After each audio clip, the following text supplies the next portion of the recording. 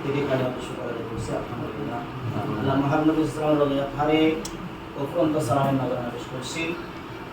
সাথে সাথে যারা প্রতিষ্ঠানে ত্যাগ করে সময় দিয়ে অর্থ দিয়ে জায়গা জমি দিয়ে এই দুনিয়া থেকে বিদায় নিয়েছেন, আল্লাহ তাদের পরবর্তীভাবে জান্নাত নিক। যারা জীবিত আছে আল্লাহ তাদের হায়াতের তৈরি তৈরি রাখছে। আমিন আমিন। পরীক্ষা আল-ইমতিহানু ইকরিমুর রাজুল ওয়া ইউহান, এটা বাবা পরীক্ষা কাউকে সম্মানিত করে তাকে অপমানিত করে। তাহলে আমরা যে প্রবাদের প্রথম অংশ যেটা সেটা আমরা গ্রহণ করব। পরীক্ষা যাদেরকে অপমানিত করে ওই অপমানিত হওয়ার স্থান এবং কাল সময় ওই সিস্টেমটা যাতে আমাদের থেকে সাধারণ না হয়, আমরা সেই হিসেবে নিজেকে গ্রহণ করবো। আমরা পরীক্ষার মাধ্যমে সম্মানিত করব, সেটা সুন্দরভাবে পরীক্ষা শেষ করে ইলম অর্জন করে 12 রেজাল্ট করে সকলের মধ্যে। যাই হোক, প্রত্যেক ক্লাস আমাদের একটা অন্তর্ভাগ ভুক্ত থাকে। ফার্স্ট ইয়ার যখন হয় তখন ক্লাস করা স্টুডেন্ট থাকে, সুন্দরভাবে আমরা দরজ দিই। কিন্তু আজকে ফাইনাল শেষ হওয়ার সাথে সাথে আমাদের স্টুডেন্টদের সে আগ্রহটা কমে যায়। ধন্যবাদ জানাচ্ছি তোমাদেরকে যারা নিয়মিত ক্লাস করছো। আমি আমাদের যারা প্রবাসন মন্ডলী আছেন তাদেরকেও ধন্যবাদ জানাচ্ছি। আমরা অনেক জায়গায় গিয়েছি, নিজেরাও কয়েকটা প্রতিষ্ঠানে পড়েছি। ভালো প্রতিষ্ঠান হোক মন্দ প্রতিষ্ঠান হোক, কোনো প্রতিষ্ঠানে পরীক্ষার পরে ক্লাস নেব, কিন্তু আমাদের একজন প্রবাসকও বলেন নাই যে ক্লাস নেব।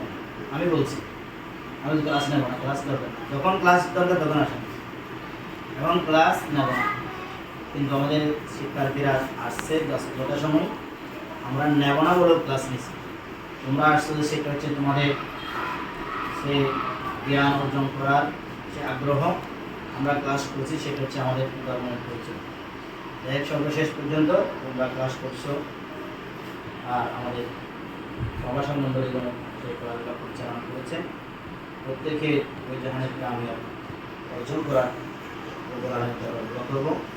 তোমরা পরীক্ষার হলে যাবে, যেহেতু আগের সিস্টেমে কোনো পরীক্ষা নেই, তারপরে সিসি বলতে প্রথমে যিনি গার্ড উনি ইয়া লাগবে না, এখানে কোনো ট্রেন ওয়েস্টে লাগবে না, কোনো সমস্যা হবে এখানে।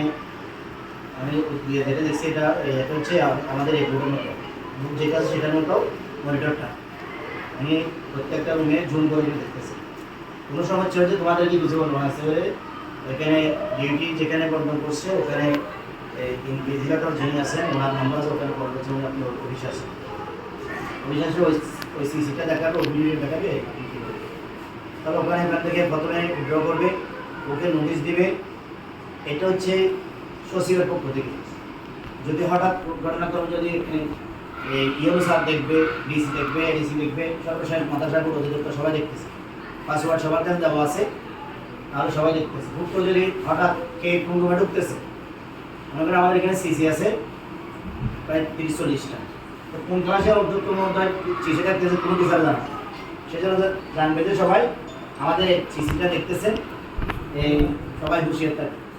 হঠাৎ করে যদি ওই সিসিটা যদি মাদ্রাসা বোর্ড অথবা অধিদপ্তর দেখে, তাহলে সাথে সাথে কল দেবে সচিবকে, তাহলে সচিবের চাকরি শেষ, যিনি গার্ড দিয়েছে ওনার চাকরি শেষ। সেই জন্য এই দায়িত্ব কেউ নেবা। সেই জন্য তোমরা যে যতটুকু প্রস্তুতি নিতে পারো, প্রশ্ন সহজ হবে কিন্তু নকলমুক্ত হবে। সেই জন্য তোমাদের অন্যবারের প্রশ্নটা দেখে প্রশ্নের ধারা কীরকম কয়টা থেকে লিখতে হবে। কোরআনে যেমন একটা অনুবাদের সাথে দুটো ছোটো প্রশ্নটাকে দুটাই লিখতে হবে, দাখিলে আগে একটা, এখন দাখিলে দুটো লিখতে হচ্ছে।